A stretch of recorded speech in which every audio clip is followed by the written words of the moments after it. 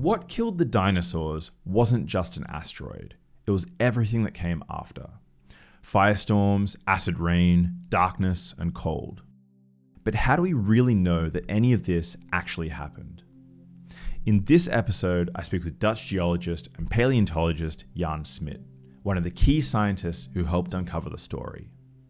Over decades, he and others like him pieced together the evidence showing that a massive asteroid impact wiped out most of life on Earth 66 million years ago. Jan talks us through how the clues were assembled and reveals what Earth looked like in the hours, days, and years after the impact, a planet transformed into a deadly hellscape. This is the Escape Sapiens podcast. If you enjoy these deep dive conversations, then the best way to support the show is by subscribing and sharing with curious minds. And now, here's Jan Smit. I hope you enjoy. Escape Sapiens. So there's a sociological aspect of your research that might be interesting, which is that today, almost everyone has heard of the idea that the dinosaurs were wiped out by a meteorite impact, right? It's common knowledge, it's in the zeitgeist. But before the 80s, before your research started, what was the story back then? Did people already have some idea that this was on the cards, or was it a completely radical and novel idea? If you can set the context for when you began your research. Well, when I began my research, the idea was already launched. A German guy named Schindewolf launched the idea of a comet striking the Earth in the early 50s. And another paleontologist called de Laubenfels, I think he was a Canadian, he also said in 1958 that if a meteorite would strike the Earth, it would cause havoc. And then a Nobel physicist, Harold Urey, in 1973 published a Nature letter or something stating that we paleontologists, if I may call myself that, should look for in between their microfossils, they are looking at tiny fossils from the sea under a microscope, they should look for the remains of big impacts. And what is the remain of a big impact? At that time, before the whole iridium story, which we'll tell about later, is there are tiny glassy objects in the sea, which they call tektites or microtectites. And it was just, say, 10 years before, it was a little bit known that these objects are strewn out over the whole world, if it's large enough, and are the witnesses of a big impact somewhere on the planet. So he urged us to look, specifically at the end of the dinosaurs, the Cretaceous, Tertiary, or Paleogene boundary, to look for these microtectites. But he was a physicist, a paleontologist, couldn't care less. So there was some notion that it could be something, but there were competing theories about that. But so, what was it accepted that it was a quick extinction, or did people still think that maybe there was a slow extinction event? Well, that depends on who you ask. I'm a micropaleontologist. That means I'm looking at the remains of tiny fossils, microfossils, a millimeter in size. And especially in the sea, in the surface of the sea, you see tiny unicellular organisms which bear a calcareous shell, just like the shells of bivalves, etc. And when they die, they sink to the sea. And eventually, they form part of the layers in the bottom of the sea as part of the components. And in a cubic centimeter of the oozes, of the mud of the deep sea, contains more fossils, complete fossils, than all the dinosaurs ever found over the whole world. So statistically, they're much more interesting than dinosaurs itself, because they go in large masses. And I was looking at these kind of fossils and try to find out how they evolve over time. Because as it happens, my means of substance then, I was a teaching assistant, is that for the service of other geologists in the field, I had to tell them how old those rocks were. Normally you do it by, if you take a piece of rock, you dissolve it, and you find the fossils in there. And because of the rapid evolution of certain species, you can tell, okay, this species is typical for that age, the other species is typical for that age. So we can divide geological time in terms of the fossils present. You can use the fossils as a clock because you know how fast they evolve? Or? Yeah, that's just evolution is quite fast. And especially the fossils I was talking about, the tiny unicellular organisms in the sea, floating in the sea. We call them planktonic foraminifera. So I'll keep on using the term foraminifera. And they were happy there, 35 to 70 species living on the bottom of the sea, and especially those at the surface of the sea. But they evolved quite quickly. Mm-hmm. So every million years or so, you get a new association with new species. So because of the quick evolution, you can tell which species belong at what age. And I could tell the guys in the field, say, okay, you're in the Cretaceous. But not only in the Cretaceous, you're in the Maastrichtian, the next substage. And even that, you can divide the Maastrichtian in 3 zones, as we call it, of different faunas. So I could tell them this is the end of the Maastrichtian, the end of the Cretaceous. So within a million years or so, you would know where you are in time. But then there's the KT boundary, right? So there's this. Was this something that you found, right? Where there's just overnight these species disappear, or? Yeah, that's always Darwin was also said that he never found any intermediate species. The missing links were not found. He always claimed there was missing time in the rock, because you have situations where the layers are deposited year by year by year, but in other areas they're eroded away. So time is missing in your sequence of layers in the deep sea.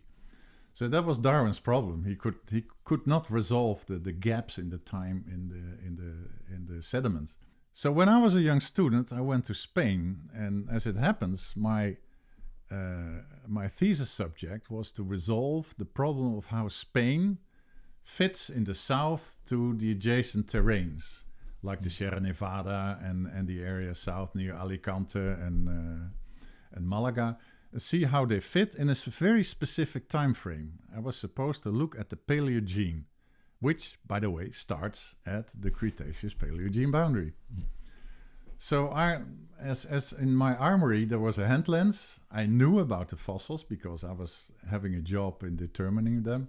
So I knew in the field how to pinpoint the exact Cretaceous-Tertiary boundary and then go on in the next of the Paleogene, which ends 35 million years ago. So I was looking at a time frame of about 35 million years. What's happening in the south of Spain? Did it belong to the mainland of Spain, or did it not belong to the mainland of Spain? So in 1974, I was working on that problem. But since I had to find the KT boundary, the KPG boundary, always in the field, I became well trained in finding it. And I was amazed that in that area, which was supposed to be a deep sea, the south of Spain was supposed to be a really deep sea, part of the Mediterranean, that it was also razor sharp. I could always point and say, there it is. And normally, if you look at the foraminifera following each other in 2 episodes, we have a hard time saying within a meter or 10 meters or so, okay, this species appears and another one disappears, and now you know where you are. And in the field, you could not see anything. But here, it was always razor sharp. Mm-hmm. So by that you mean you can follow the evolution and then they just stop? Yeah, that's what it is. So in my area, where I worked in the south, it was a very sudden stop. I found 50 locations where this transition was visible in the field. But as I found out, there was this famous Darwinian hiatus always there. There was time missing. I said, okay, this is an artificial break. So it doesn't tell me anything because part of the evolution could be missing. Mm-hmm. And as it happens, in the north of our area, close to the mainland of Spain, there was a sequence of sediments which was extremely complete. That was already known in that time. And one of the other students in our department already said, okay, the Cretaceous-Tertiary boundary in this very complete sequence of sediments should be resolved within very detailed numbers. So I went there, and instead of finding a piece missing, I found the whole thing was pretty complete. It's even difficult to find. So I took my hand lens, I went from sample to sample to sample, and see, okay, the big ones are still there, the big ones are still there, and then all of a sudden they disappear. And then there is a thin clay layer, and then new species start to appear again. And very quickly, so one after bang, bang, bang, bang, and then it went a little bit slowish, but totally different. So then I said, okay, this is my chance. I have a very complete sequence. Now I have to prove it is complete. There's no hiatus there, and there's no time missing. So you were already thinking this was a big extinction event, or what was your thinking back then? My thinking was looking at the sequence of fossils, was tracing 35 species or so. And under the microscope, I tried to find out if they were getting larger, getting smaller. Some species disappear. That it's a mixture of tropical and subtropical species. So, okay, the ones adapted to cold water, they might disappear first. Or the ones adapted to warm water may disappear first. Or the ones which are very critical on the salt content of the ocean. If it's get more saline or less saline, some may survive, some may not. So I was really looking step by step if any of those very complex, it's not a homogeneous fauna of foraminifera. No, they have different lifestyles. They love being close to the surface, and other ones go deep in the sea, reproduce there. Some are carnivores, some are herbivores, some are symbionts, whatever. And then I found out that all the species, whatever they did, they disappeared overnight. Without, and that's the important thing, any trace of it happening in the rocks before. And then something said, okay, I have to look not on the Earth, because we know everything there, plate tectonics, the disappearance of seaways, temperature changes, climate changes goes gradual. And this wasn't gradual at all. It just zap overnight. And in my PhD thesis, I tried to write within 10 years. And my professor, who was still a Darwinist, said, oh, no, you can do it. It's nobody will accept that. So I came away with a few dozens of years. And I said, okay, this is something calling for, not for something attached to the Earth, but it has to come from outer space. And that was 1975, 1976 that I realized that. And but then I say, okay, this is Spain. What happens in New Zealand? What happens in the deep sea? What happens in? So I started looking for other places. I went to Italy, where my main competitor Walter Alvarez was working. Although I didn't know it at the time, 1976, we never met. And so I went there. Same thing, disappeared overnight. But that was already published in the past. So there were two Italians who published in 1963 that the fauna seemed to disappear very quickly. But I mean, without giving a reason why. And I went to the north of Spain, same story. I went to Tunisia, same story. I went to Israel, same story. I asked samples from New Zealand, same story. I asked samples from the deep sea, everywhere, South Atlantic, Pacific, etc. All the same story. So now I knew, okay, is this the same story at the same time everywhere? It seems to be everywhere, but now the same time. And that's where another technique comes along. You can find the original magnetic North Pole hidden in the sediments. I hope you know about it.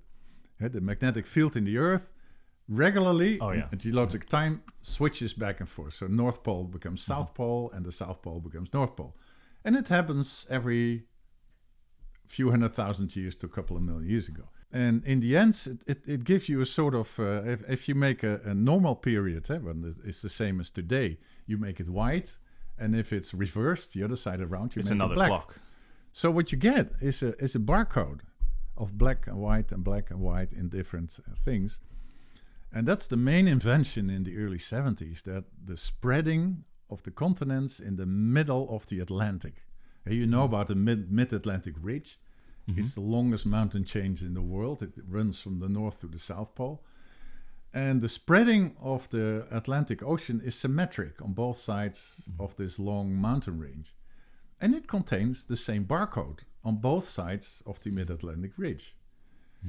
And there Walter Alvarez and his colleagues came along and said, okay, if it's visible on the seafloor, it should also be visible in a long sequence of rocks, if we are capable of measuring the ancient magnetic field and the direction of it.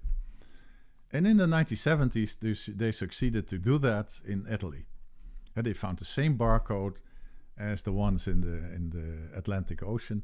They said, okay, but at the same time, you have to realize that the turnover of the magnetic field happens within 1,000 years, 10,000 years, and it's the same over the whole world. It's no exception if you're New Zealand or whatever. Well, you can argue that some fossils lived like the kangaroos in Australia and there are no kangaroos in Europe. If they go extinct, it's a cause of Australia, but not anything which is known in Europe. But these guys, these barcode sediments are the same over the entire globe. So I started doing the same thing. I said, okay, this is a time measurement. We know the reversals, like we call it, from one to the other. And I succeeded at locating that in the same place in Spain. And I deciphered the barcode, and then it dawned on me that absolutely nothing is missing in time. We have every minute of geological time recovered in the rocks. And if I now go back to my foraminifera, I could safely say that they disappear overnight without leaving a sign in the rocks before. And so then, and you were thinking the extinction event was caused by something from outer space, but I think from when we spoke before the interview, you were thinking either a meteorite or a supernova or something that you weren't sure which. That's right. I mean, I became familiar with Dale Russell, who is deceased. He was a vertebrate paleontologist.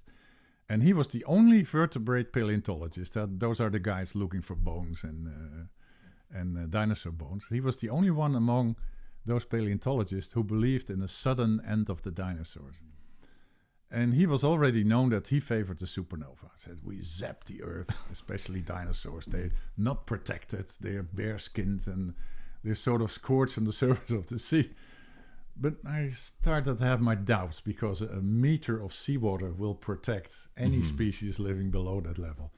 So what happens with the dinosaurs will certainly not influence the ones living in the deep sea. But still, I could not imagine that an impact of an asteroid, and at that time I learned the statistics. I don't know if you're familiar with it, but there's a rule of thumb. Once every million years or so, a 1 kilometer sized asteroid strikes the Earth. Okay. Every 100 million years or so, an object of 10 kilometers strikes the Earth. And that's a sort of linear line which you can extrapolate. So I started wondering, hey, a size of 10 kilometers, that's a biggie. And calculate the energy. I mean, they go 20 kilometers a second, and the energy is 100 million megatons of comparable nuclear energy, all exploded at one point. And that's a lot. So I was sort of hesitating, say supernovas, it has to be either way. So I consulted an astronomer in our University of Amsterdam, Ed van den Heuvel. And we got in a discussion. He found it very interesting. Oh, he is a specialist in supernovas. So he called his staff there and said, see what Jan Smit found in Spain. And so he asked me, at that time, I already found also the iridium. We're going to that later. And he said, how much iridium do you have? And I said, okay, the fluence of iridium is about so many grams per square centimeter. So just to clarify, so in the layer itself, where you see this extinction event, you've got this high concentration of iridium. Iridium, we talk about it later, but the higher concentration of iridium means extraterrestrial material. Wherever it comes from, it can be produced by supernova, but also by meteorite impact. So he asked me, how much iridium do you have? And I said, okay, so and so much per square centimeter. He said, well, you got about 5 to 6 orders of magnitude too much iridium to be ever explained by any kind of supernova. And that's the moment I threw it out of the window. I said, okay, then like Sherlock Holmes, the only thing left, which is extraterrestrial and which influences with a good chance of happening, is a major meteorite impact. What year was that? This is 1978. Okay, so it really is concurrent with Walter Alvarez and Luis Alvarez. Right, but they did their stuff in Spain, in Italy, and I was working in Spain, and we didn't know about each other. But so they are usually credited with the hypothesis, right, that the dinosaurs were made extinct by this meteorite impact. I know that you're also friends and collaborators, but so yeah. What's your relationship with them like? As a competitor as well? As a competitor, well, the first thing I learned about them was in an abstract which they published in the American Association of the Advancement of Science, and the New Sciences made a report. I still have it here. And they claimed they have iridium, and it looks like it's not a supernova because they measured also plutonium, and it might have been something else. That's all they said.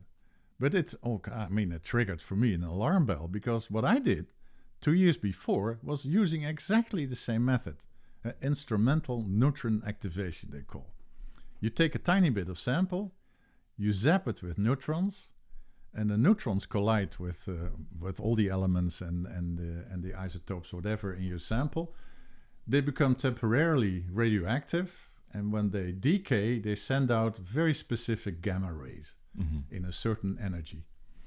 And as it happens, iridium is in that spectrum of gamma ray intensities is easy to detect, because they give 2 gamma ray peaks which stand isolated among the zillion other peaks.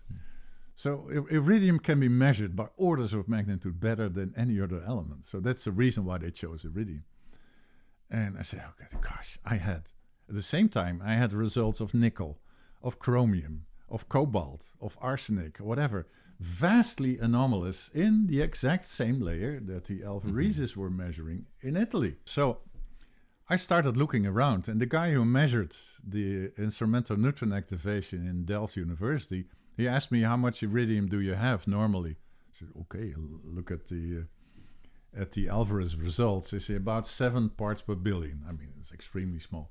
They say, oh, okay, that may be just below or whatever in our detection limits. But we can measure it again and make the sensitivity more larger. But at the same time, I was preparing for a conference in Copenhagen in 1979, a very important conference for me. So I said, okay, I need quick results. So I started asking questions around and came across a Belgian scientist who was just returned from a postdoc in Chicago. And he was well known in measuring with neutron activation analysis all the platinum elements, including iridium, osmium, what you have. So I called him on the phone and said, I have this and this problem Alvarez has found in Italy. Can you not find it here in Spain? Because I was arrogant enough to say that, I have a much better resolution in time than what they have in Italy. They said, okay, send it to me. Just, it happens next week I have an irradiation, and within 2 months you will know the results. So I was preparing for the Copenhagen conference. I knew about iridium. And he phoned me a month before and said, okay, you got iridium, but not 7 ppb. You have 26 to 28 ppbs, which is 5 times more than they found in Italy. And all concentrated in a very thin layer. And so I went to Copenhagen conference, met Walter Alvarez, showed him my results, and we published both our findings, me of the nickel and cobalt and chromium, because it was too late to publish the iridium. And I published that a little bit later on. And apparently the whole group of Alvarez felt the heat, because I was doing exactly the same, had good arguments for saying it has to be a sudden extinction, that they had to rely on other paleontologists to say the same thing. And so they were the first with iridium, definitely, and I was second. And unfortunately, when the guy who ran the analyses in Delft University went back to his, in those times you had these chain forms rattling out of a computer printout, and he went back to his original analyses, said, what? You have the iridium, but it was never interpreted. I see. It said on the bottom of the page, we have 2 peaks unaccounted for. The computer program cannot resolve it. It should be done by hand. So it was there in the data. It was there. Yeah. It was buried in the data.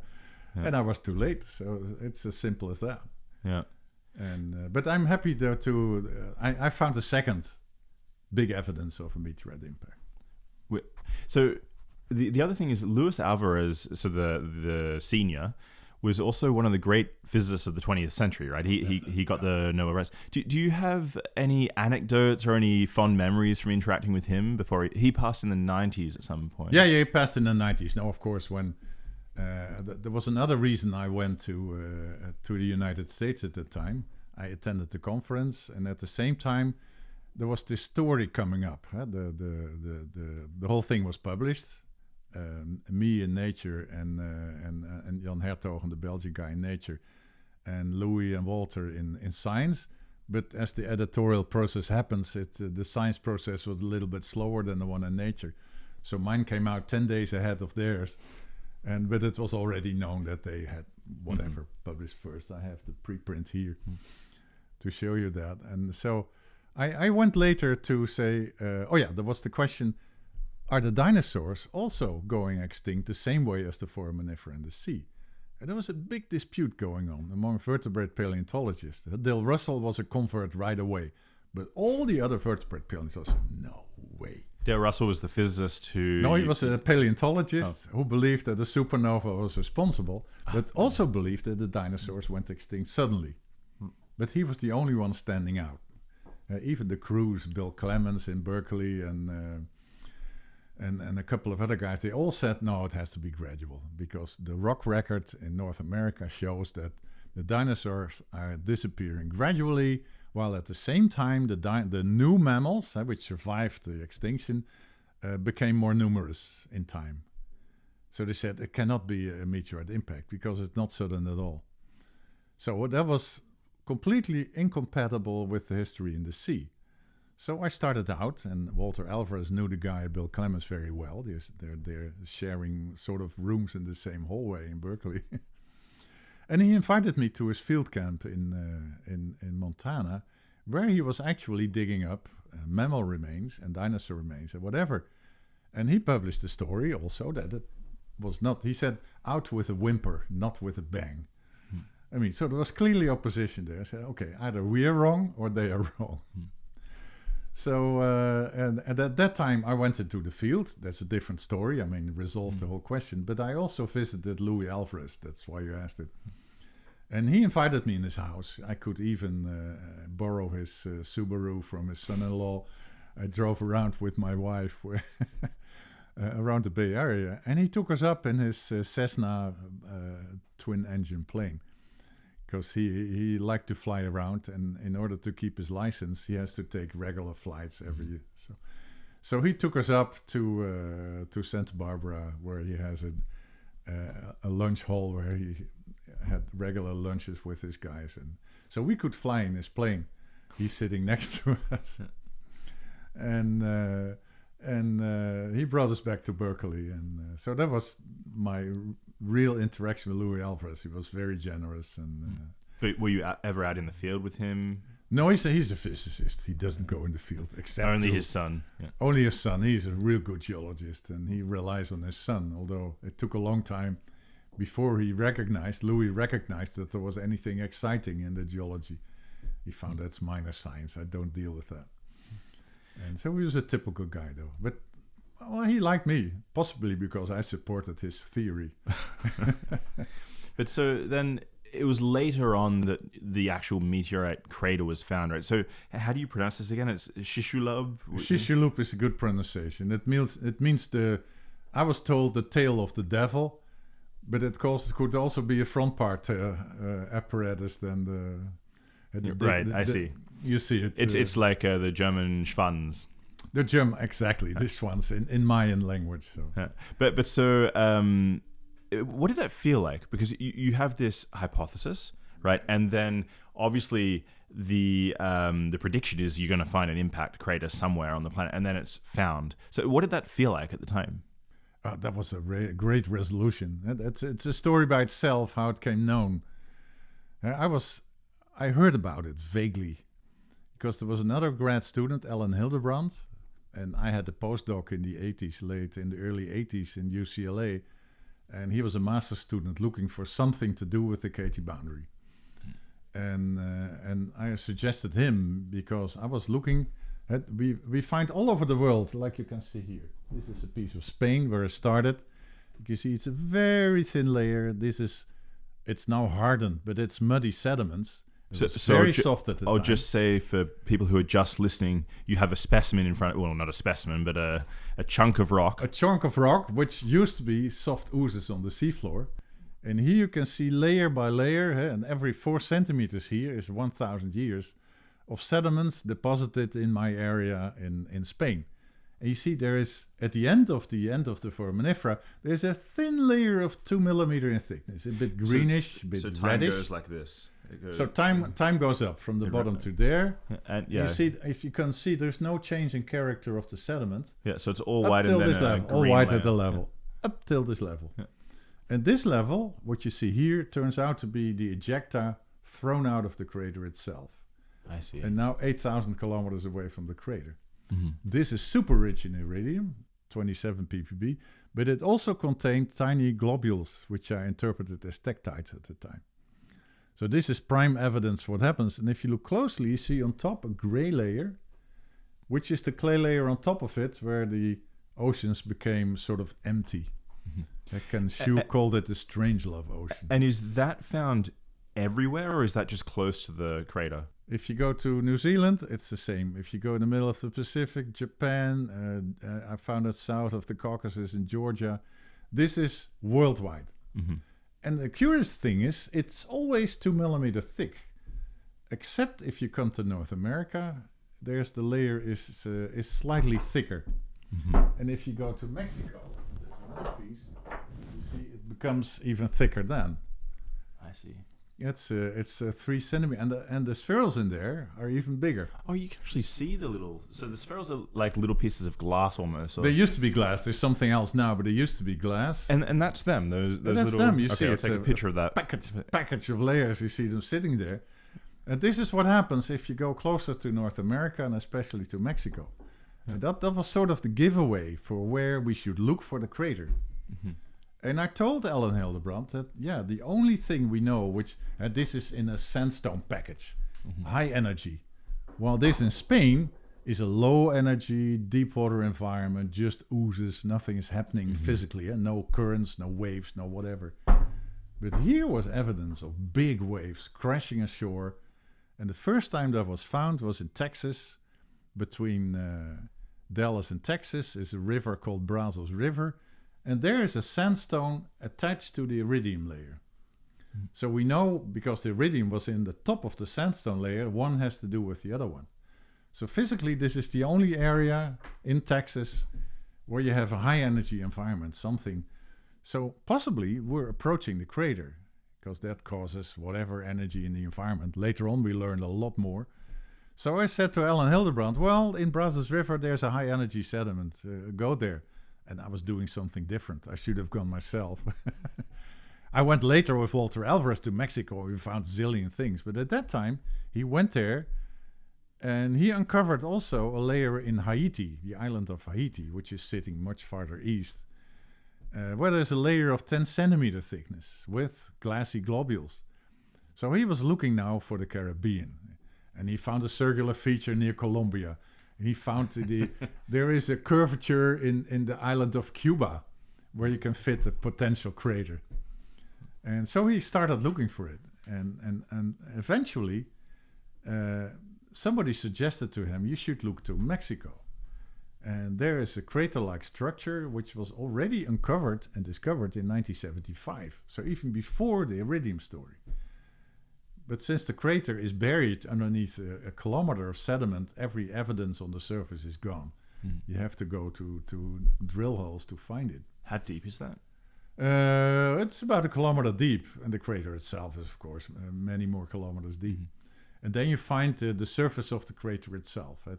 At the place where it happened, the north part of Yucatan, is filled with later sediments, with coral reefs or whatever. So it's totally filled till the neck.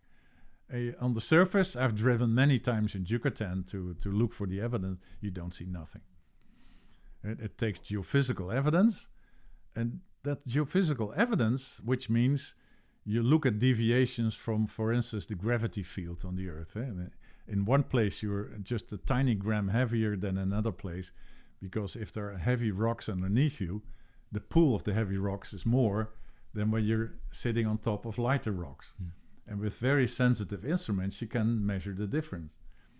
And that's what they had done in the 70s. They measured the gravity over the crater, not in search for a crater, but in search for oil. I see. So oil companies. And so they publish elsewhere. They contracted people from the US, and they were gravity measurements solely on the purpose to find a structure which might be a dome. You find oils in a dome because the oil converges in the top of the dome. And a dome is composed of sediments, which is heavier on one side and lighter in whatever. So any gravity structure, as we call it, may be a giveaway for where you have to drill. And instead of having to drill 10 holes, you can suffice with one. That saves millions and millions of dollars.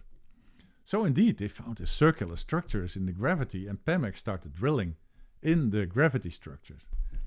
They found no oil, fortunately, because that means it's open for science. If it's still oil rich, they would have kept silent. That's the way the commercial side worked. And maybe all the evidence would have been All the destroyed. evidence. So then the second discovery, because they were still thinking maybe we're drilling in the wrong place, they sent another American there, Glenn Penfield, who did not the gravity, but the deviations from the magnetic field.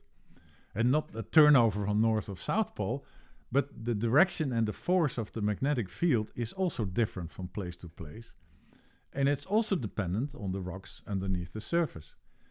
And he found huge anomalies, really things which were different by almost orders of magnitude, but they overlap the anomalies of the gravity. And these magnetic anomalies were known in a couple of big impact craters, in Manicouagan, for instance, in Canada, and a couple of Australian craters as well. Is the idea that you have a chunk of rock which has been reoriented? Exactly. But the impact and the central peak goes up and goes down again. So the rocks are oriented in all sort of positions, taking with them the magnetic particles, which form by itself a magnetic field. So rather than seeing a nice smooth... they found bumps and whatever overlapping the gravity fields. So Glenn Penfield said, okay, this is the signature of a big crater. And not a simple crater. I mean, the largest up till that time was about 100 kilometers. This was easily 200 kilometers wide. And while we, Walter Alvarez and the whole crew, excited about extinction and recently found iridium, I think in 1982 we went to a conference in Snowbird in Utah, high up in the hills. And we were having discussions about whatever, the vertebrate paleontologist, the significance of iridium. It was also the first time they found it in the Western Interior in the US. But at the same time, there was a conference of oil geologists with about 100 times more geologists attending in San Diego, where Glenn Penfield and a Mexican consultant published their findings and say, well, this is a very big impact crater in Mexico. And it might be the long-sought KT boundary impact crater. So they told their find, and nobody knew about each other. I mean, we didn't know about the crater found in Mexico. We were just doing our own stuff. And the guy went to Walter Alvarez. He said, okay, we have a possible structure here in Yucatan. And Walter was clever enough. He went to the library and looked for the literature. He said, okay, but the crater is filled with Cretaceous fossils. Mm-hmm. And not a single filling. It's hundreds of meters thick, filled with Cretaceous fossils. So yeah, too bad. It's too old, the crater. It's somewhere in the Cretaceous, but it's not my crater. Little did he know that was completely wrong. And so that was forgotten. Till 10 years later, Elde Hildebrand came along and he contacted the guys from Pemex. Can I stop you for a second? Yeah. So why being filled with Cretaceous animals is a sign that it's the wrong crater? Well, that was the thinking at the time. There was thinking there's a hole in the ground and it fills slowly with sediment over time, with foraminifera again. It was dated by foraminifera, so they said, no, this is millions of years after the impact. And in it are Cretaceous planktonic fossils, so there is a big sea there which is filled with Cretaceous fossils. So it cannot be the end of the Cretaceous, because then the filling... That was the thinking at the time. But little did they know that the crater was made on the edge of a carbonate platform, which means the coral reefs around lagoons and whatever. And it creates an instant hole, but it won't keep away the sea. So the sea will refill the crater catastrophically with thousands of meters just washing in like the channeled scaplands in North America during the Pleistocene, where you have humongous floods because of the breaking of an ice dam.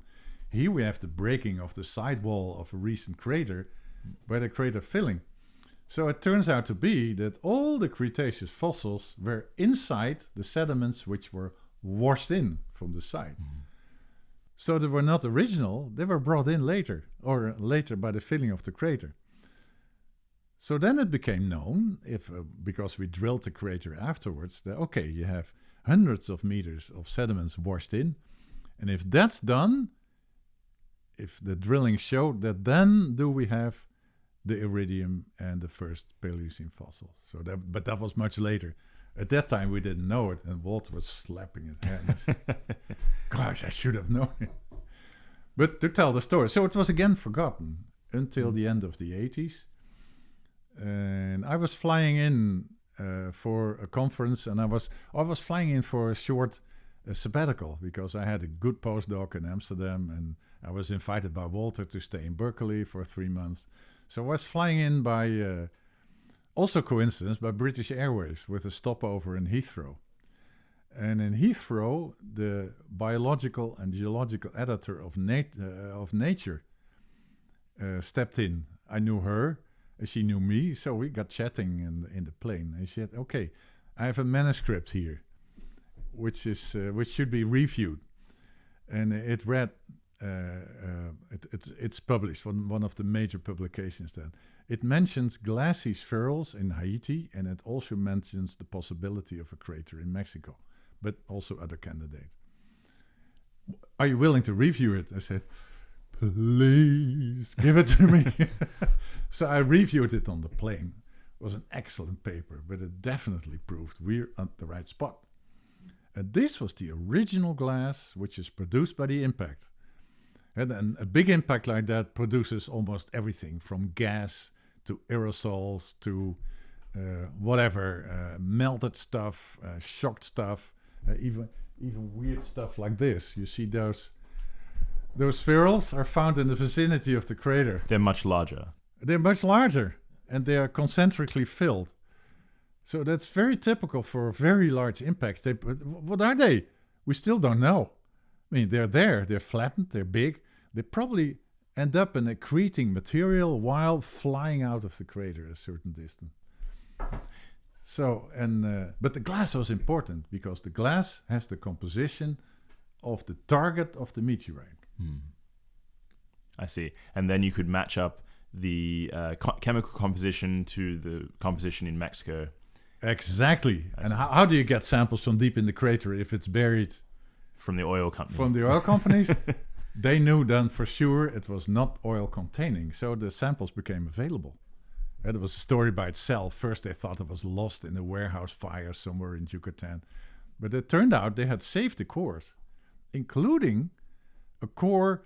If you have an impact, there's a lot of melt, some of it is thrown out, but a lot of it flows back into the middle of the crater and cools down over tens of thousands of years.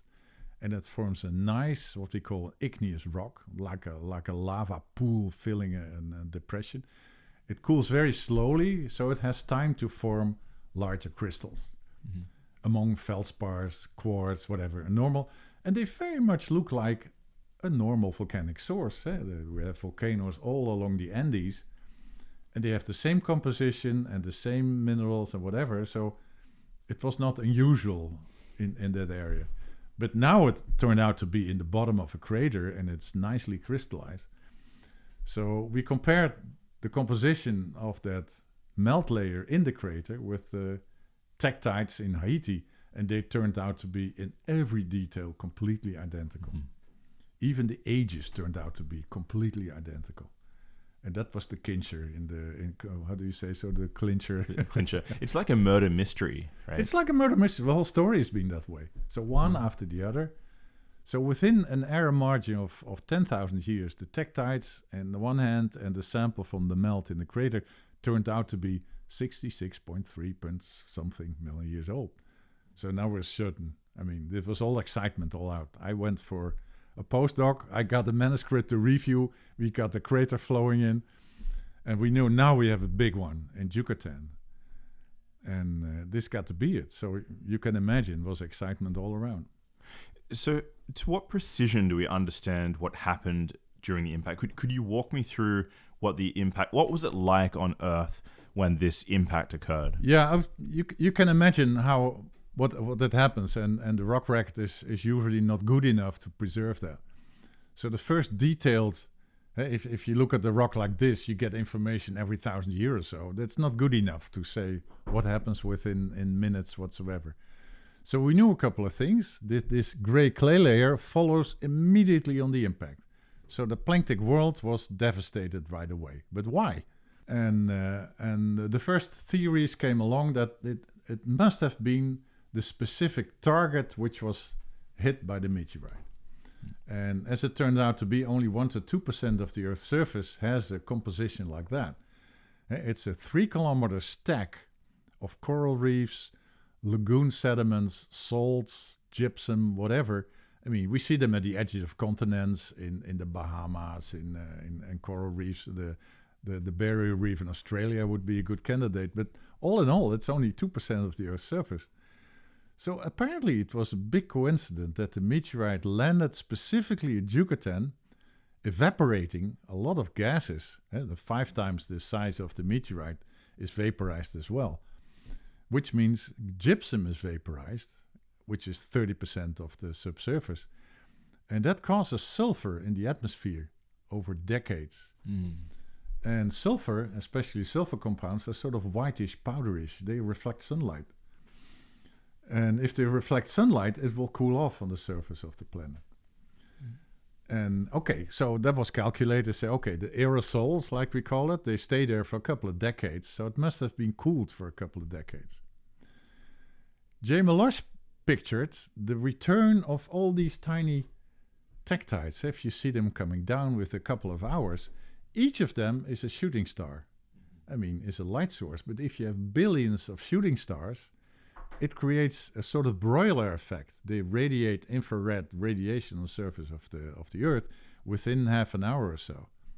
And he said, okay, I calculated roughly what the radiation pressure should be, and all the forest would be ignited on the whole surface of the world. Do you find that as well? Do you find the burnt forests? We do, both in New Zealand and in North America. You find pieces of charcoal in both ends. We find remains of soot. The guy in Bristol who found pieces of soot in this gray layer. So there's sufficient evidence to say that there were severe forest fires, which is partially deleterious for land-living creatures, of course. But then he said, okay, no, I'm a little bit wrong, because the lower tektites, they shield from the upper tektites that come afterwards. So he calculated the whole thing, and he should have only partially calculated this. So fortunately, he put his numbers down. He said, okay, that wood fire will definitely burn, and leaves will just be shed, but it will not be an all-out forest fire. So locally, forest fires, we do find the evidence in coal swamps in New Zealand and in North America. So that should precede the cooling period. So immediately we get a broiler effect. So anything which is not capable of hiding in water or hiding in burrows, like mammals do. So dinosaurs are exposed first to broiling heat, and then they're exposed to decades of cooling. But also the cooling, I mean, the aerosols are sort of coagulating slowly, and they will rain out. I mean, longer than a couple of decades, they will not hold up. But the greenhouse gases, both from the hit carbonate platform, the limestone there, contains 60% CO2. A great greenhouse gas. Those gases stay much longer in the atmosphere.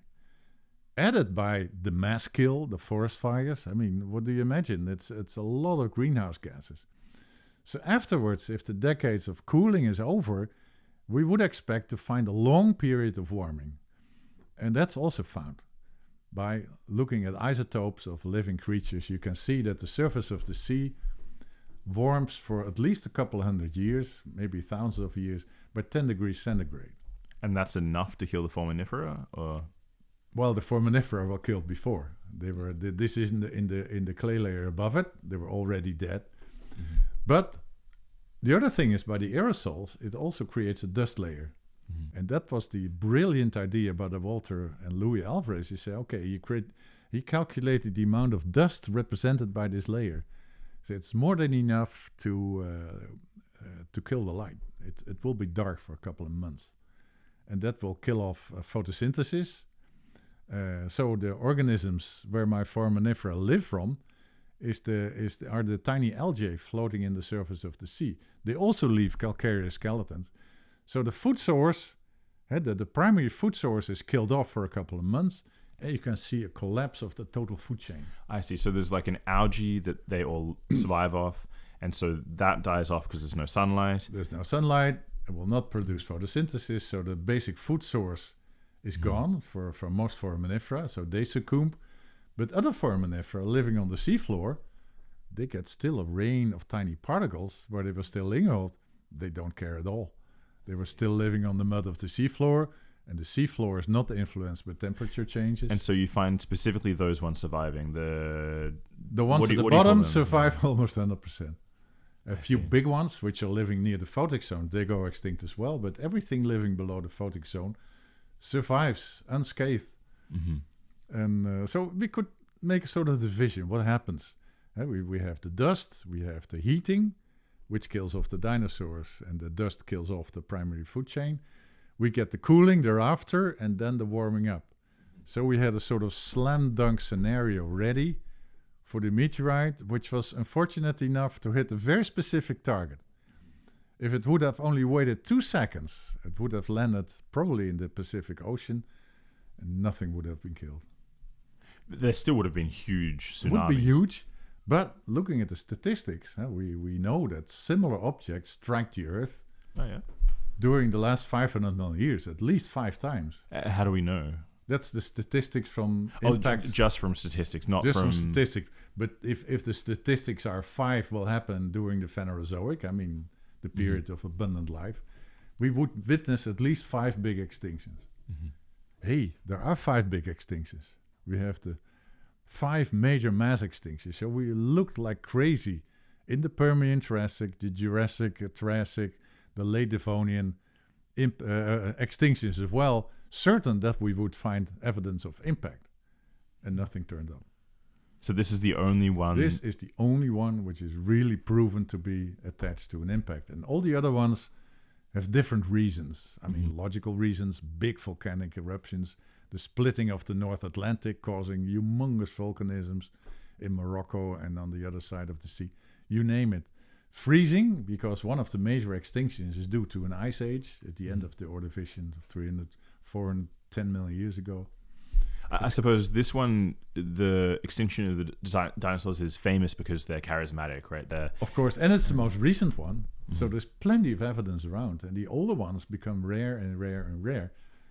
From 50% of the seafloor from the end of the dinosaurs still survives as being seafloor. If you go to the next one, not a single piece of seafloor is left. It's all subducted underneath other slabs on the continent. Is there any evidence of dinosaurs surviving late after the impact in some isolated places? Of course, there were a million reports about surviving dinosaurs. And again, I turned to the record in North America, and especially when I went to visit Louis, I went to Montana. There were reports especially Keith Rigby Jr. was a vertebrate paleontologist, and he believed there were dinosaurs surviving because in the channels above, the river channels above the major impact. Well, they found bones. And they found teeth in there, dinosaur teeth. But nothing like a skeleton where the parts are still attached to one another, just isolated bones. And they could have been washed out of the riverbanks much later. So there's no definitive evidence of any dinosaur surviving anywhere on the world as far as I know. There are bones. There was a long-term dispute in the San Juan Basin in New Mexico where people believed we found a big bone like that. It still could be washed out of a riverine. So the idea is that over the course of years after the impact, they all succumbed and were gone. Yeah, I mean, looking at the Fury scenario and the cooling and the freezing and whatever, they succumbed quite quickly. And that is opposed, whatever. You also have the question, what survives is the next question. Well, everything in the flowing river, almost all survives. So fishes, paddlefishes, sturgeons, turtles, crocodiles. I mean, they're also primitive, even older than the dinosaurs. And why? Well, they're diving in the river. And a river system is not dependent primarily on primary production.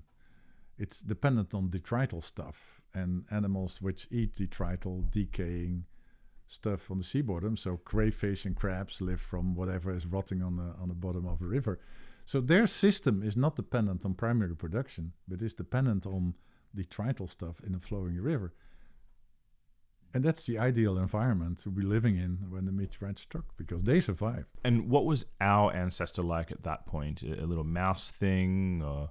We know that the mammals are present already for hundreds of millions of years, due to the finds in North America, also in Australia. But they all remain small. They're dominantly insectivores and small rat-like, cat-like, whatever. They keep small, probably because the competition by similar-sized dinosaurs and the whole dinosaurs ecosystem kept the dinosaurs down, or kept the mammals down, so to say. I mean, it's not a scientific it is as it is, because you can see the record. But near the end of the Cretaceous, there was a class of mammals. They were already developing for a couple of tens of millions of years. And they're the placental mammals. Yeah? They keep their babies in the womb. Marsupials are around for much longer. And they have a different reproductive system. But they became more and more successful. But still, they were only a tiny percentage of the total mammal fauna, so to say. But there was this class of placental mammals, and one of them had developed a dietary. This is a replica of one of the lower jaw and the upper jaw.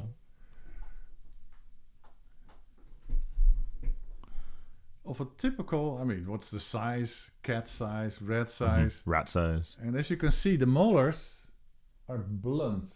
You can crunch seeds with that. I see. So it's an omnivore of some It's sort. an omnivore, and the front teeth are very sharp and pointed. So they can catch both insects and seeds and whatever. So they're not primary producer dependent. They're dependent on a detrital system. So omnivores do better than carnivores or herbivores? Apparently, because this is the one that survives. I mean, I see my wife crawling in one of the most famous deposits, just a river channel just after the impact. And you can find millions of teeth and molars of exactly this species. And this happens to be the ancestor of all the ungulates, lions, cats, human beings, apes, etc. It's this very animal. It survives. You can find it back it finds itself in a devastating world. It can crawl, it can eat anything. And it's one of the few species you find them by the zillions in the first channel after the impact. The second channel, which is a couple 100,000 years, you find 5 species. All descendants of this one. So evolution was pretty quick. Was pretty quick. Just like in the sea, the return of the foraminifera was the same, quick, very diversified, unstable, one after the other. The same for this one. And the next channel over, a couple 100,000 years later, are 8 descendants of this species, among which the first ape-like ancestor. So we owe, that I can safely say, we owe our existence due to the new radiation of new mammals after the dinosaur ecosystem was wiped away. Do you think this could be an answer to the Fermi paradox, right? You need the planet to be hit by a large enough meteorite that it removes the dumb dinosaurs and gives a space for... That hooks back up. You know about the discussion of the punctuated equilibrium? That was a discussion between Niles Eldredge and Steve Gould, one of the most famous paleontologists. Darwin and his descendants say, well, evolution is gradual. You have a tiny mutation, and over time it forms a new species. But that takes time. And if you find a sudden transition between one and the other species, that's because of time is missing. Steve Gould and Niles Eldredge say, well, if I look at the rock record, and it's detailed enough, he said, well, mostly it's stasis, what they say. The species remain unaltered because they don't need to alter. They're successful. They're the top of the whatever. And then all of a sudden it changes in another species. And it happens over time and over time. And their theory is called punctuated equilibrium. It's an equilibrium situation, and then evolution goes very fast. Purely theoretical, but also based on their database, which showed that most of the samples you take, and in a slow succession, I take again this piece of Spain, and I'm talking about my foraminifera, and I can go 100 meters down in the sediments and still find the same species. So we quickly joined forces. Steve Gould was very interested about the impact theory. Say, okay, they had another theory that there is an isolated, like a Galapagos island where new species develop, and sometime it's then re-injected in the old world, and since the species in the new environment are superior to the old ones existing, it may take over the world. A famous explanation.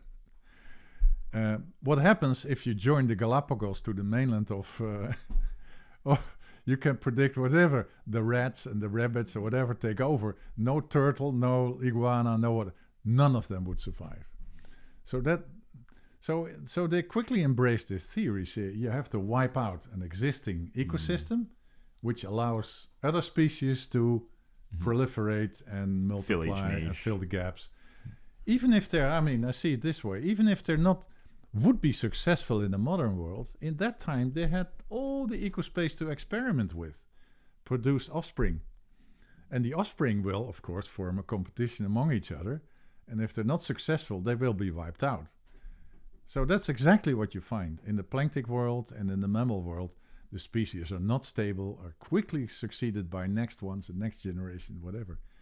But they had the ecospace to experiment with evolution. While normally, if you do something like this in a present day, very stable world, you can experiment what you want. But most of the time, it's not successful and you will be wiped out. Do you think we would survive? Humanity would survive a similar event today? What do you think? How specialized are we? I mean, you were just we should have 70 euros in cash because the electronic banking system will collapse.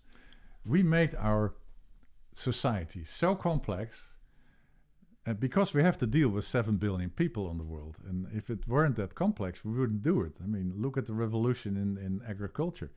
If we don't deal it on a very highly sophisticated, specialized version. So I translate it to a highly specialized species. That's how I see mankind. Well, I think some peripheral isolates in New Zealand will survive, but that's about it. We might be too big, right? I mean, this jaw is very small. The size of a rat. This is small. We're too big to survive, but I don't know if there's true. I mean, there will be communities which can fall back on thousands of years earlier scenario. We have survived in the past as small tribes living somewhere. Okay, that will happen. If eventually this very complex system will collapse, I'm not really optimistic about us surviving, but the world will go on like before. New species will come up.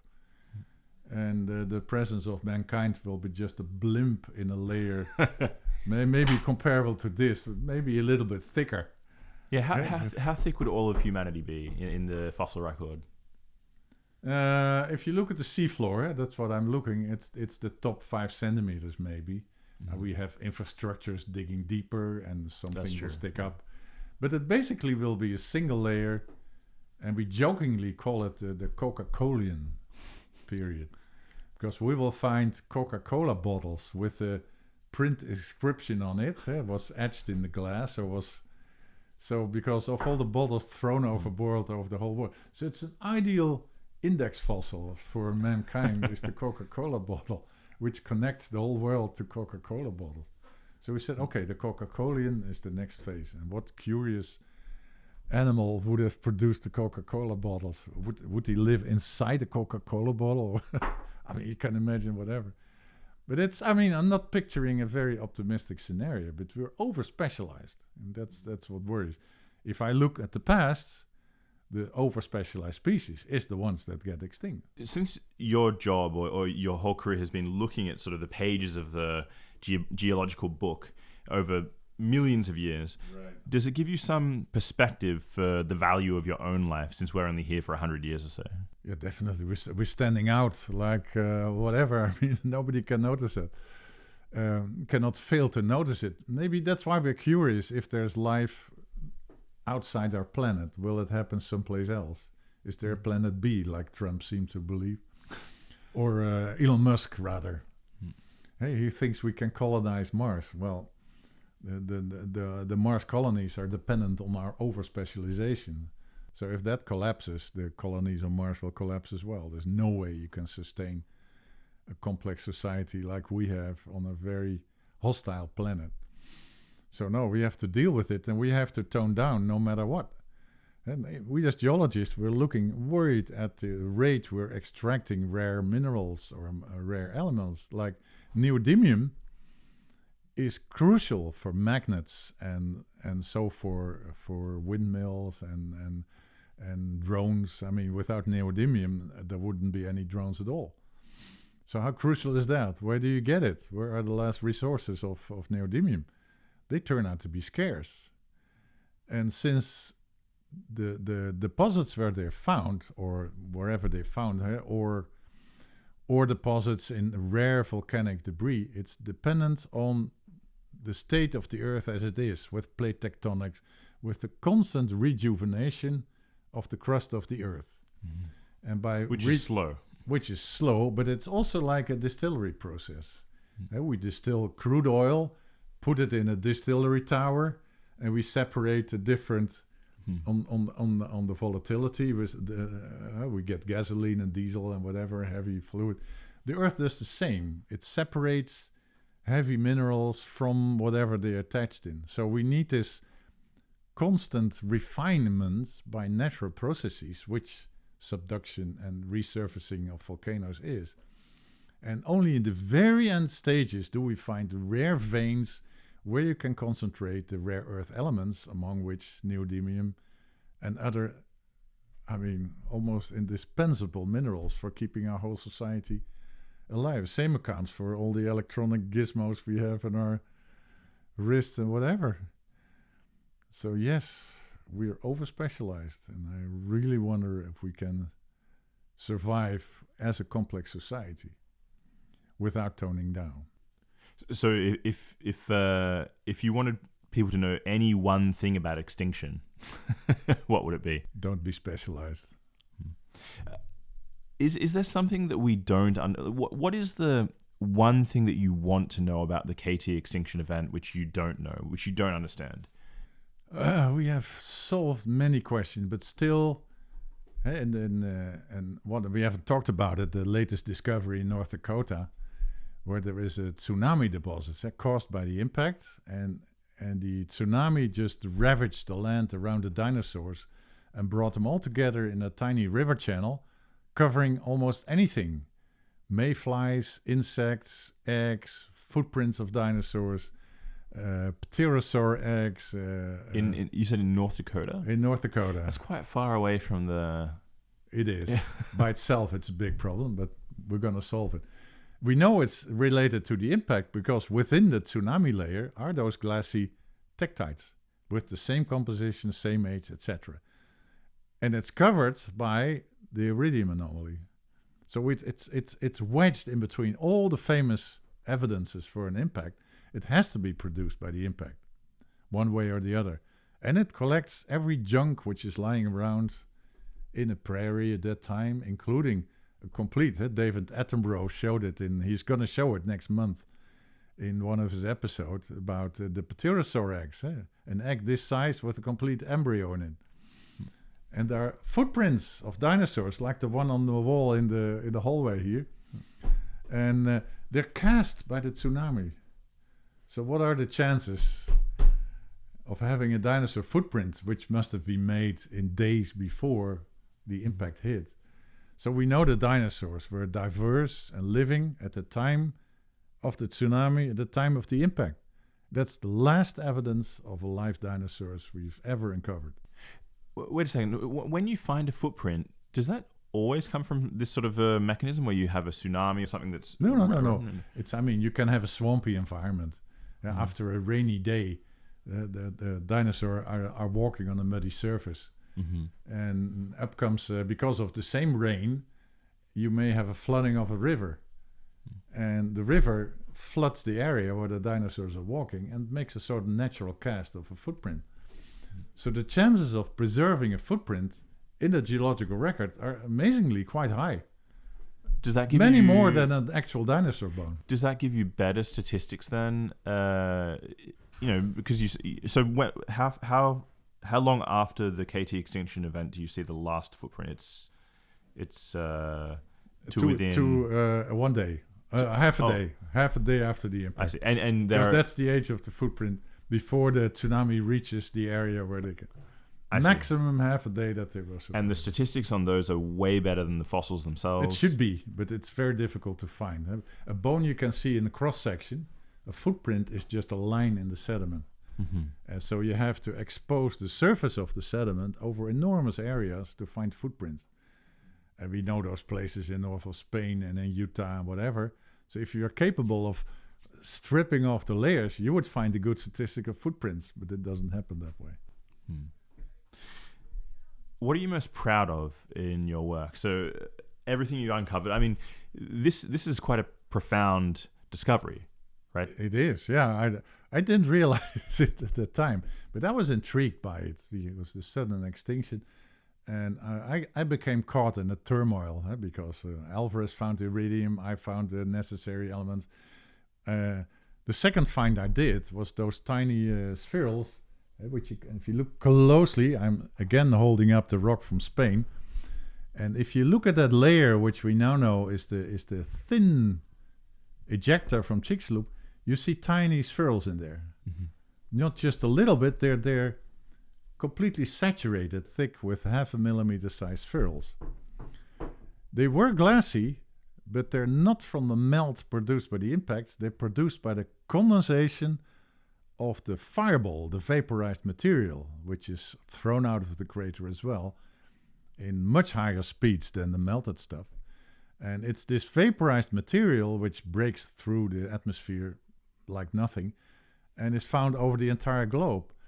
But while doing so, the expanding fireball, as we call it, the hot vapor cloud, in tremendous pressure, 80,000 degrees Kelvin, some of it is accelerated to such a degree that it reaches escape velocity. So I'm sure the soil of the moon waiting in Houston contains these spherules as well. But that's for the future generation of students to look for. There was a geologist that was sent to the moon, right? One of the last men on the moon. So did he look for anything like, or I guess that was maybe too early. Yeah, that was too early to realize that there would be some. But they took soil samples all over the moon, so that should be in there. Yeah. I have no doubt about it. Especially since it's on the near side of the moon. So the chicxulub impact coming along, well, it may turn around the moon. But I mean, how to find debris from Earth instead of from the moon there? That means you have to do a study of locally produced spherules by all the impacts on the moon, which are there, and the ones produced on the Earth by the expanding vapor cloud.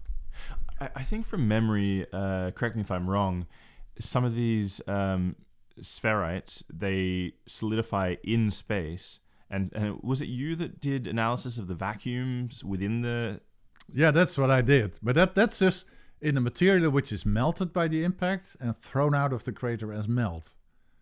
That's also highly energetic, but it does not come much further than, say, 8,000, 9,000 kilometers. These spherules, which are condensed within the vapor cloud, because while it expands, it cools like a rain cloud against the mountain. It cools and it forms tiny droplets, but this time not of water, but of whatever is in the gas cloud, which is continental crust, pieces of the meteorite, whatever. At first it forms a glassy nodule and still cooling off. Then crystals form, and then it solidifies if it gets outer, and then it's on traveling over the entire globe. Whether you are in New Zealand, the South Pacific, North Atlantic Ocean, you find them everywhere. Guess how much it is in volume? You said it was 2 millimeters. 2 millimeter thickness over the entire globe. I'm not going to be able to calculate that. So the formula is 4/3 times pi times the radius of the Earth tripled. It's about 3 times the volume of Mount Everest from the bottom of the sea to the... Is that why we only know... as the volume of this. Is that... How do we know the size of the meteorite? Because it could have been a small, fast-moving object as opposed to a large, slow-moving object. Yeah, the energy, which is of course half times the mass times the velocity squared, The velocity is even more important than the size and the mass of the meteorite. But all taken, we know if it's an asteroid, the average impact velocity is anywhere between 15 and 22 kilometers a second. If it's a comet and it runs, say, opposite the orbit of the Earth, it goes from the other side, the theoretical maximum velocity, I think, is 65 kilometers a second. Squared, that makes a huge difference. Yeah. So the mass, and since we know now, because of the composition of the platinum group elements and the chromium isotopes, I mean, that's another story by itself, tell us that it's an asteroid. It cannot come from much farther than the orbit of Jupiter, probably out of the asteroid belt. So it's from our solar system. It's from there, and then it's limited in its velocity. So we take the average speed, 18 kilometers a second, and to create a crater of 180 kilometers, we know pretty well it's in the size range of 10 to 12 kilometers in diameter. Which is the size of a huge mountain or something. Yeah, it's large. It's like you crash the Hawaiian Islands on... well, a chunk of it. It's big. Yeah. And but still, if you take the Earth as a sphere, basically iron of 50 centimeters, then it weighs about 500 kilograms, and you throw a glassy bead of about 1 millimeter on top of an object like this weighing 500 kilo.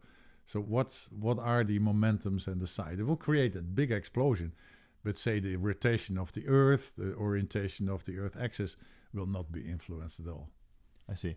And so one big question is, why is it that, so we have the avian dinosaurs that survived, right? So we have birds. Why did they survive and the non-avian dinosaurs didn't? I mean, the big birds did not survive, though, the flightless birds. So we know just recently a modern bird, like we have flying over one, and not an old-fashioned bird, is found in the Cretaceous. So we know they're there, and they're small, and they may be protected. They're seed feeding. This not directly dependent on the primary food source, not directly dependent on photosynthesis. So they may survive being small, being capable to hide somewhere. We don't know. I mean, the evidence is non-existent. We know there were before, and now we know that the birds are present everywhere. So somehow they must have survived. That's a good question, but that's one of the outstanding questions. Why did some survive and why did others not? And if we're looking at survival strategies for us as a species, we better look at the boundary conditions posed by this impact. What can we survive? And what did the surviving organisms do in order to survive?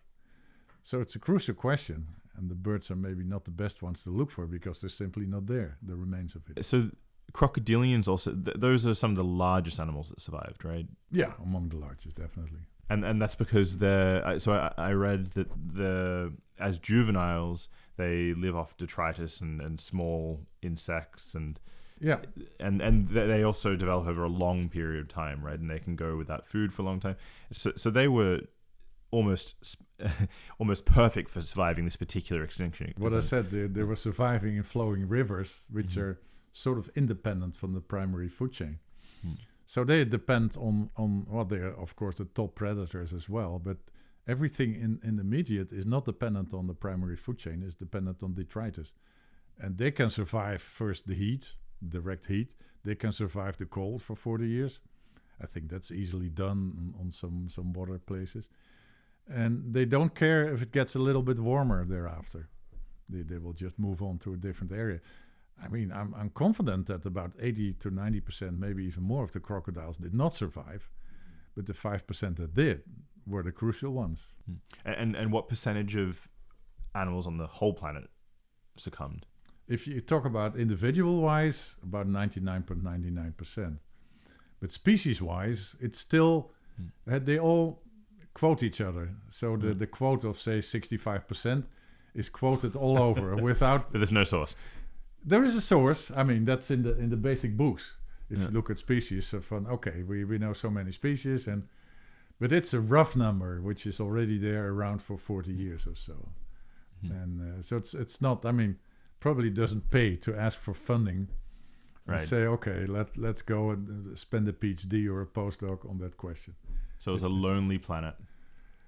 It's maybe it becomes more apparent if we're really looking at the big questions behind it, the survivability of our species. Those kind of researches will be funded because we now want to know, why do they survive? What's the specific circumstances? And I'm not really talking about this impact, but I'm also talking what we talked about. 10 million years later, the Earth became extremely warm for over 100,000 years because of the release of greenhouse gases waiting on the bottom of the seafloor, and became extremely warm. That's called the PETM, the Paleocene-Eocene Thermal Maximum. It's an all-time temperature range. About 10 degrees, 12 degrees warmer than today. We're talking about 1.5 And how long degrees. ago was this? 55 million years ago. Okay, so before humans. No impact known, nothing. But we know of volcanism. We know the planet got warmer and warmer and warmer, up till the point that you're going to release the famous methane hydrates. I don't know what you know what the methane... Did they then cool the planet again? No, they're warm.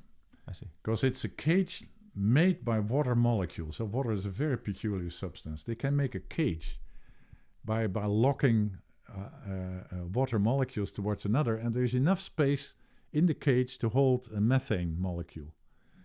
But this cage is only stable in the permafrost, in Siberia and North Canada, etc., and in the deep sea, where it's now 4 degrees centigrade and the pressure of water is high. So high pressure and cool temperatures keep the cages stable. Mm-hmm. If you warm the seafloor, the cages become rapidly unstable. And you release methane. Release this methane. And all our drilling, we drilled as well in the Indian Ocean, piece of these methane hydrates in the sea bottom. And there are famous pictures online of burning methane hydrates. I mean, if you look them up, you can light a fire to it. So methane is escaping in huge quantities if you warm up the seafloor. And so you get a runaway greenhouse. I see. And so this could be triggered if we're doing what we're doing today, and we really start to have a snowball effect. We warm the seafloor up. The seafloor by itself releases methane, which melts the ice masses, which again warms up the seafloor again. For a good measurement, at that time there were no ice masses. Mm-hmm. So the temperature of the sea was already 20 degrees centigrade over the entire globe. So we know that we're not yet at the point where previously the runaway effect occurred. Hopefully not. Because we still have... We need to do a massive effort in research and not cutting down on budget spending to analyze whatever can be done. I mean, there are buoys in the North Atlantic Ocean to find the changes in water composition. Is there a critical threshold for the methane hydrates? How quickly is the deep ocean warming up? How much of a temperature change do we need to get the methane release, which then starts again to reinforce the greenhouse atmosphere, which again triggers another, so that you get a runaway snowball effect? Those are critical questions we need to answer. And how, if we did hit sort of a positive feedback loop, right, over what period of time would we notice that we were stuffed? I can give you a few examples also from the geological past. We came out of the last ice age 23,000 years ago. And it became moderately warm in North Europe. There were birch trees and beeches and pine forests, etc. Within 5 years, we came back into the freezer. Within 5 years. It became a tundra again in England, in Holland. We call it the younger dryas, which is a small flower plant which only thrives in high altitudes in the Alps and in the permafrost in northern Scandinavia. So it became cold again for another 1,000 years, and then it started to warm up 18,000 years ago to the present past. So from 23,000 to 18,000 years ago, we are in the freezer. And the turnover happened, and that's apparently in the system, within 5 years. So we came from a moderate climate, totally opposite what we are experiencing today. And that's a local effect of the northern Atlantic Ocean. You have cold currents from Greenland of the melting sea, which is fresh water. So fresh water is relatively light in gravity, but it's cold and it reduces its buoyancy. It's meeting the Gulf Stream, which is salty, and it's warm. So now it's a question of what becomes heavier, the cold fresh water or the warm salt water. And if it turns out to be that the warming sort of triggers the cold water to become lighter than the warm water there, the Gulf Stream starts to dive under, and it pulls, and we end up, especially in North America and in Europe, we go back into a short ice age, notwithstanding the global warming. We're coming into a climate, I mean, Labrador is almost inhabitable with months of freezing. It's on the same latitude as Western Europe. The end of the story is that within one human lifetime, you can experience... 5 years is what we know from the geological record. Yeah. Maybe it has to be amplified to 25 years, but that's still lightning fast. Mm-hmm. And that's a positive feedback. And what happens if we go back in the freezer in Northwest Europe? It will not be pleasant. Fortunately, I have a summer house in Italy, so... That will still be pretty cold. I can escape towards Italy instead of being here. But that's, I mean, the fun part. We happen to have one. Together with Walter Alvarez, he owns a house in the same village. So you really are friends. It's not... We are really friends. I just visited him a month ago. We had a terrific time and went for a new KT boundary in the coastal ranges in California. The first time ever found in California. So, and we had great dinners and fun. I gave a lecture there, and no, we're great friends. On that note, thanks for coming on the podcast. You're welcome.